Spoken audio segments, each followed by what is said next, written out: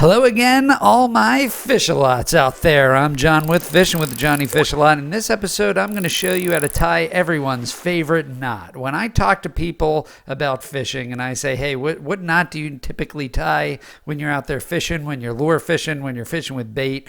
9 times out of 10, most people are going to tell me the polymer knot. And the reason for that is it's super easy to tie, as you see what I'm doing right here. It's super strong, and it's just a super effective knot that can be used in a lot of different areas. Now, it does have its limitations, but overall, if you're just starting out fishing, this is a great knot to learn and master first, and then you could go from there. So let's get into it, and I'll show you step by step exactly how to tie the polymer knot. All right, so I'll go through this one more time, and I'm going to freeze frame it so everybody could see. So there you go. I hooked the 2 hooks together, and there you have it, and that's so the hooks don't interfere with the line tying process. And so I'm going to take my line, I'm just going to fold it over just like that and freeze frame there. That's going to be what you're going to put on your hook or through the eye of your lure.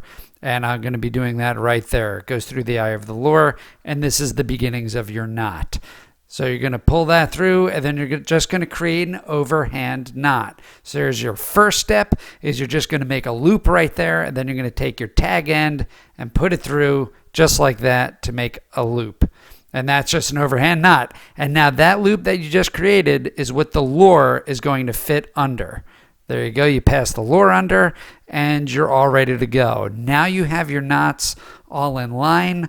All you're going to do now is cinch it all together, and you will have your polymer knot. So that's what it should look like right before you cinch it down.